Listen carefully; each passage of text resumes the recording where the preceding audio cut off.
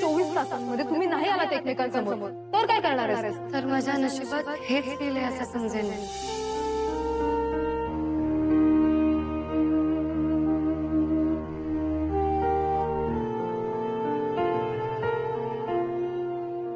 ईशा, चहा घे बाळा. ऑफिसला जायचं नाहीये का? वेळ झालीये. घ्या. ही अशी काय बसून राहिली नुसती शून्यात नजर लावून? हिचं काय बिनसलंय ना मला काही कळतच नाही. अहो अष्टमी आहे आज. अरे हो,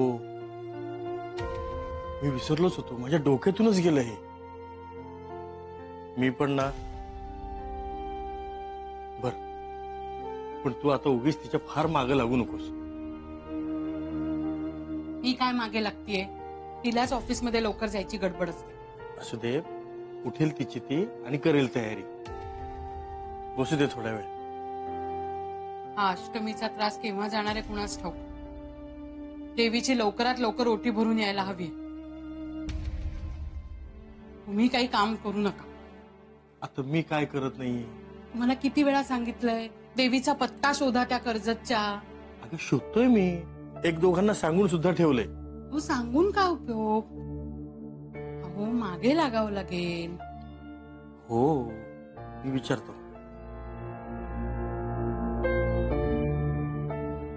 मी पत्ता शोधून काढी नाही ग, पण ईशाला वेळ मिळणार आहे का आपल्या बरोबर इतक्या लांब यायला?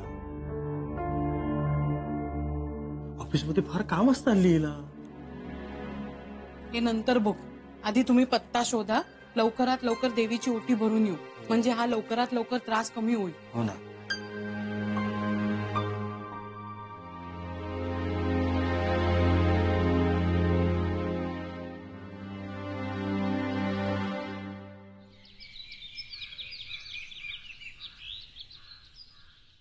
आई साहेब, अहो नवरा बायको म्हणल्यानंतर भांडणं होणारच ना. हो, पण ही असली कसली भांडणं हो? आपल्या नवऱ्याला कोंडून ठेवणं शोभतं का होईला? आई साहेब, यश न मिळाल्यामुळे जयदीप फ्रस्ट्रेटेड आहे आणि त्याला तशा अवस्थेत बघून सोनियाला त्रास होतोय, म्हणून त्यांच्यात भांडण होत आहे. अंबाबाई, यांच्यातलं भांडण मिटू दे. मी लगेच तुझ्या दर्शनाला येईन. आई साहेब, काळजी करू नका, सगळं शांत होईल. मिटतील त्यांची भांडणं. वाटलं होतं लग्नानंतर सगळं ठीक होईल, पण ही सोनिया अजिबात समजून घेत नाही त्याला. लग्नानंतर सगळं बिघडत चाललंय.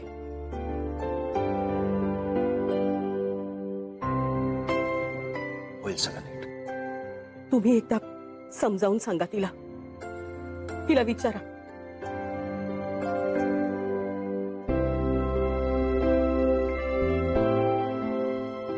काय झालं? तुम्हाला कुठे जायचंय का विक्रांत? नाही, सहज वेळ बघत होतो किती वाजले याची. पण तिला जरा खडसावून सांगा. हं, नक्की सांग.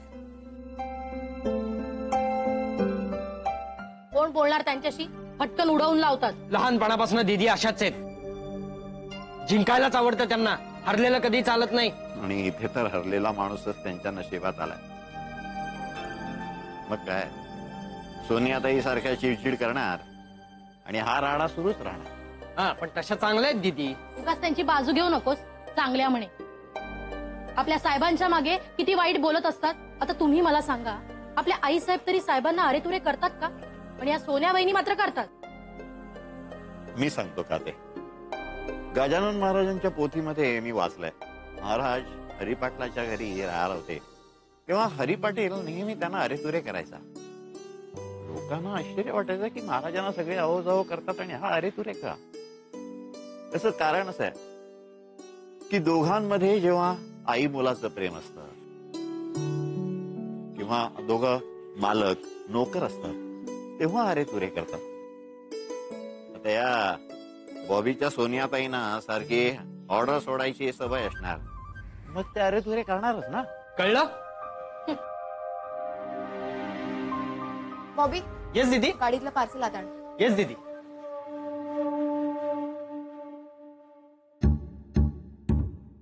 सोनिया थांब.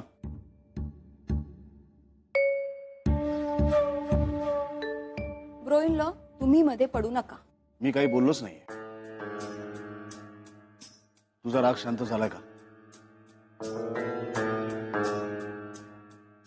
आपण थोडं शांतपणे बसून बोलूया का? नाही, नको.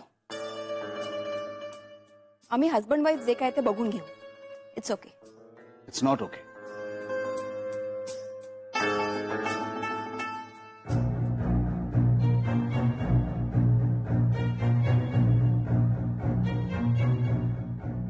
सोनिया, माझ्या घरातली माणसं त्रासलेली मी बघू शकेन का? आणि जयदीपशी आमचं काहीच नातं लागत नाही का? तुमच्या नात्याने जयदीपला फक्त प्रेम दिलंय, आणि तेही आंधळं प्रेम. आणि गोष्टी सुधारत नाहीत. माझ्या दमदाटीने सुधारणार आहेत का? जयदीपची सुधारणा कशामुळे होईल हे जर मला कळलं असतं ना, तर आणखीन काय हवं होतं. अगं पण म्हणून कोणी नवऱ्याला कोंडून ठेवतं का? किती घाबरला होता तो. घाबरून मिठी मारली त्यांनी विक्रांत रावांना. मला बघवलं नाही. म्हणजे जयदीप बाहेर पडलाय? हो, ओरडत होता तो. म्हणजे तू येईपर्यंत कोंडून ठेवायचं होतं त्याला. कुठे आहे तो? कुठे असणार? खोलीत बसलाय स्वतःच्या. आणि थांब,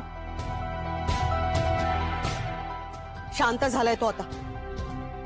तू बोलू नकोस त्याला काही. मी हँडल करेल त्याला. तुम्ही मला सांगू नका. दीदी, हे कुठे ठेवू? चल माझ्या बरोबर.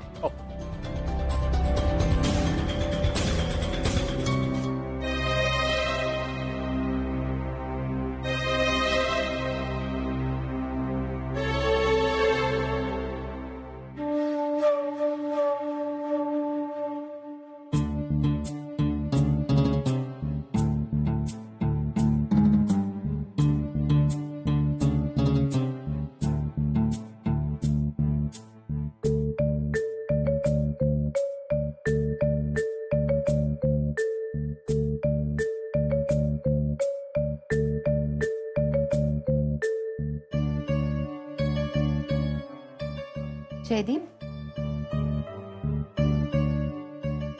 आम्हाला आमच्या आवडीचा कोणी पिझ्झा आणला ना, तर आमच्या चेहऱ्यावर तुम्हाला नक्की हसू दिसेल.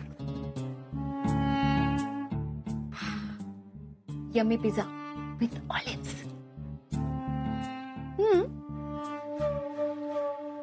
आम्ही कितीही रुसलो ना, तरी पिझ्झाचं नाव काढल्या काढल्या आम्ही सगळ्या गोष्टी विसरून जातो, हो की नाही? हा, हे बघ जयदीप, खाऊन घे बरं पटकन. हे बघ, तू असं उपाशी राहिलास ना, तर मग मी पण नाही खाणार बघ. तुला असं वाटतं का की मी तुझ्यावर चिडल्यावर मला आनंद होतो? हा, पण तू असं वागतोच ना काहीतरी, मग माझ्यावर काही कंट्रोल नाही राहत. चला खाऊन घ्या पटकन. हे घे, हे घे, खाऊन घे. हा ना प्लीज, माझ्यासाठी.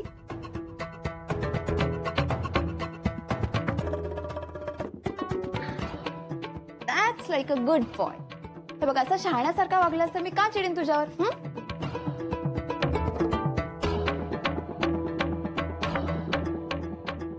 हे बघ जयदीप, मला इथला पैसा नकोय. मी लहानपणापासून पैशांच्या गादीवरच लोळलीये. पण माझ्या पप्पांनी ज्या कष्टाने पैसा कमावलाय ना, तो स्वतःच्या कर्तृत्वाने तू कमवावंस इतकंच हवंय मला. त्यासाठी आयुष्यात काही कर.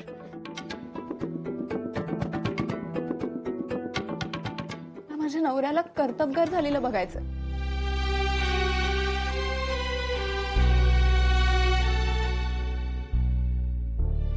वेडा कुठला.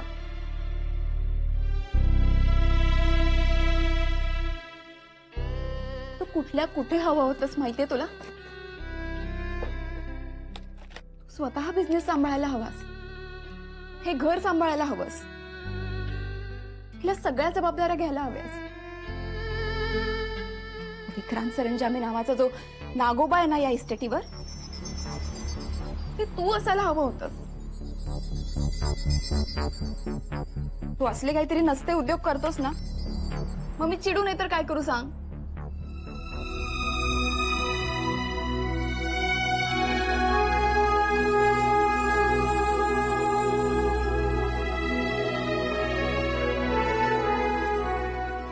नको चिडूस.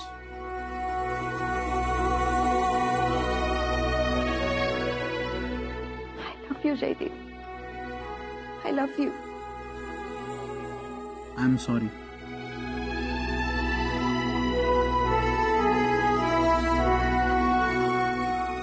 देवी पावली म्हणायची.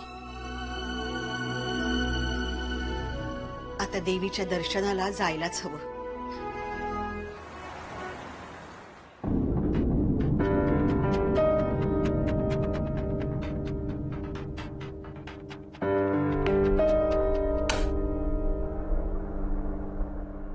झेंडे अहो, तुम्ही किती अस्वस्थ आहात. अस्वस्थ होऊ नाही तर काय होऊ महाराज. त्या ईशानं ना भुंगा सोडला डोक्यात. काय होईल कसं होईल, भेट होणार आहे का नाही असा भुंगा कुरतरतो डोक्यामध्ये. झेंडे कशाला टेन्शन घेताय? अहो टेन्शनचीच गोष्ट आहे महाराज. तुम्ही रिलॅक्स व्हा प्लीज. रिलॅक्स महाराज. हे बघा, सरांनी ना तिचं चॅलेंज स्वीकारायला नाही पाहिजे होतं. पण आता ते झालंय ना.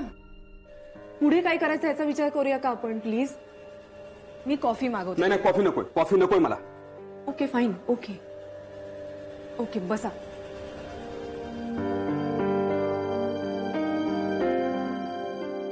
झेंडे आता तुमच्याकडे बघून ना मलाही टेन्शन यायला लागलंय. टेन्शन घेण्यासारखीच गोष्ट आहे महाराज. त्या पुरीनं ना सगळं नशिबावर सोडलं. काही होऊ शकतं. कदाचित त्यांची भेट पण होऊ शकते. पण तुम्हाला असं का वाटतं की त्यांची भेट होईलच म्हणून? नशिबाचं म्हणतोय ना मी. ते बघा, तिची मैत्रीण आहे रुपाली, तिनं या दोघांना भेटवण्याचा प्रयत्न केला. मी पण त्यांना मदत केली. म्हटलं कळू दे सरांना की ती ईशा किती फ्रॉड आहे. पण ते दोघं भेटलेच नाहीत. म्हणजे आम्ही दोघांनीही प्रयत्न करून ते दोघं एकमेकांसमोर आले नाही. इथं म्हणतो मी नशीब. पण चांगलंच आहे ना. म्हणजे गेल्या वेळी जे झालं ते यावेळी पण होणार नाही. ते नाही येणार एकमेकांच्या समोर. You should be happy about that. Happy होण्यासारखं नाहीये मायराज. अजून बराच वेळ बाकी आहे. काहीही होऊ शकतं. नशिबाचं काहीही सांगता येत नाही मायराज. नाही नाही झेंडे, माझा नशिबावर अजिबात विश्वास नाहीये. प्लीज. हे बघा, मी आयुष्यात जे काही मिळवलंय ते स्वतःच्या मेहनतीने मिळवलंय. नशीब वगैरे मी मानत नाही. सॉरी. पण माझा आहे नशिबावर विश्वास मायराज. म्हणून तर मी पीर बाबाला कौल लावत असतो.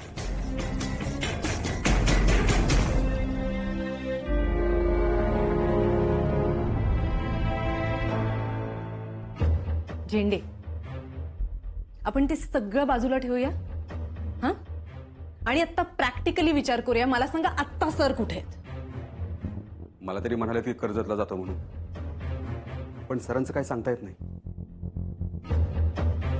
नशीब जेव्हा एखाद्या माणसाचं आयुष्य ठरवायला लागतं ना, तेव्हा काही गोष्टी त्याच्या हातात निघून जातात. मग तो विक्रांत सरंजामे असेल तरी सुद्धा. हा सगळा नशिबाचा खेळ होऊन बसलाय मायराज. त्या पुरीनं नशिबावर विश्वास ठेवलाय. माझे शब्द लक्षात ठेवा. त्या पुरीच्या नशिबावर पुढे आपलं नशीब अवलंबून आहे.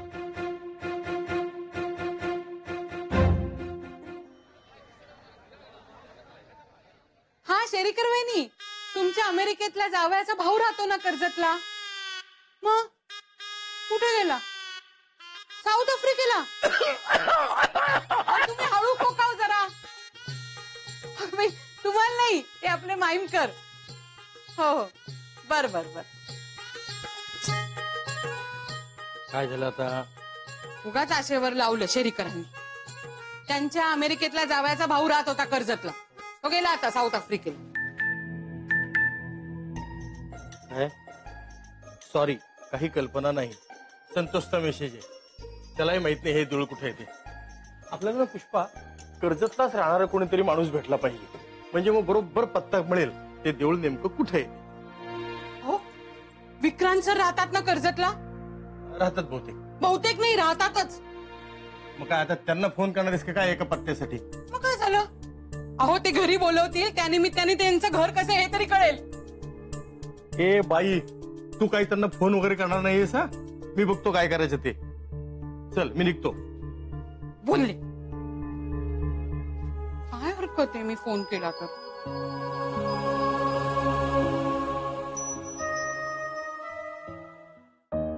अर्धा दिवस असाच गेला ईशा. तुला काहीच वाटत नाहीये? मी काय करू शकते रुपाली? तुला काही करायचंच नाहीये ना? अगं किती वेड्यासारखी वागतेस तू ईशा. तरी मी तुला म्हणाले होते की तू मी स्वतःहून काही करणार नाहीये. मग काय अशीच नशिबावर हवाला ठेवून बसणार आहेस? हो. अगं मग आजचा दिवस गेला की उद्या बँगलोरला जावं लागेल, त्याचं काय? मी बोलले होते ना, माझ्या नशिबात जे असेल तेच होईल आणि मी तेच करेन. वाटी भार वाटी.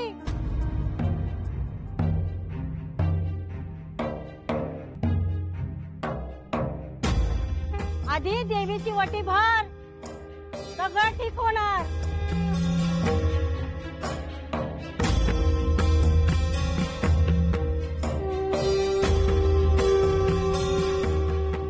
या महिन्यातच तिचं लगीन होणार आणि कर्जतच्या देवीला येणार आणि वटी पण भरणार. कर्जतची कुठली देवी? पारावरची अंबाबाई. तिनंच बोलवलंय हिला.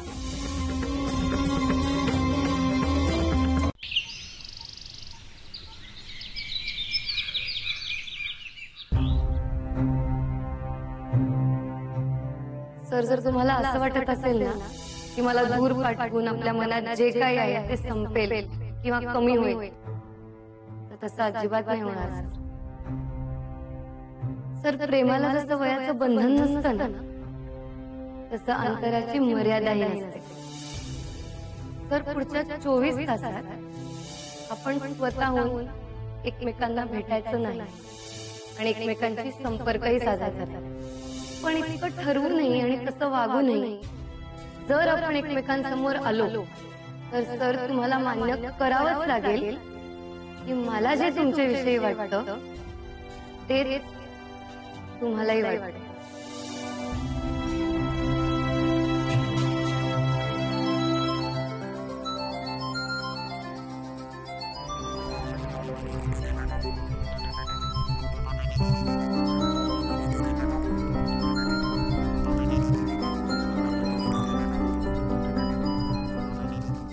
विक्रांत, घ्या ना फोन, घ्या.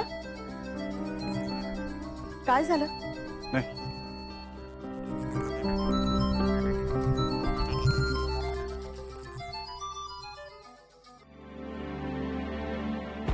Hello Vikrant sir. हा बोला. हा, कसे आहात? ठीक आहे. त्या दिवशी मी केलेला पोळीचा लाडू आवडला होता ना तुम्हाला? हो. त्यानंतर ना फोडणीची पोळी केली होती, पण ती देताच आली नाही तुम्हाला. काय काम आहे? ते तुम्ही कर्जतलाच राहता ना? हो. हा, त्या कर्जत. हॅलो. Hello hello.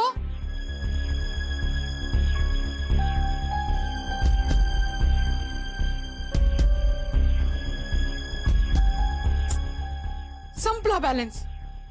मला यांच्याशीच बोलताना तुझा बॅलन्स कसा संपतो?